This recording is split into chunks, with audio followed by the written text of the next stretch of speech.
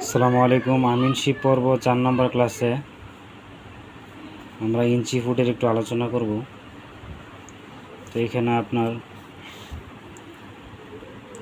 আমরা জানি 6 ইঞ্চি সমান 0.50 ফুট। তো এটা আমরা লিখলাম। ফিতার মধ্যে মূলত ইঞ্চি থাকবে, 6 ইঞ্চি, 7 ইঞ্চি, 8 ইঞ্চি এরকমভাবে থাকবে।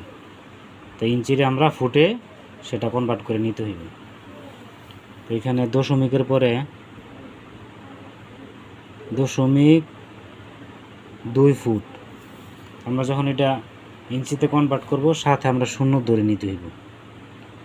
শূন্য ধরার পরে আমরা এখানে আমরা জানি 2 ইঞ্চি সমান 0.17 ফুট। তো এখানে বিয়োগ দেওয়ার পরে থাকে 3 সুতা। তো 2 ইঞ্চি 3 সুতা। তারপরে দশমিকের পরে এখানে 1 আছে, সাথে আমরা শূন্য যোগ করলাম, তাহলে 0.10 ফুট। তো আমরা জানি 1 ইঞ্চি সমান 0.08 ফুট।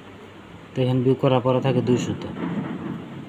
তো 1 ইঞ্চি 2 সুতা, এই 2 সুতোটা এখানে লিখবো। আর ইঞ্চিটা 1 ইঞ্চি সমান তো আমরা জানি 0.08 ফুট। তারপর হচ্ছে আমরা জানি 3 ইঞ্চি সমান 0.25 ফুট। তো এখানে 3 ইঞ্চি লিখলাম।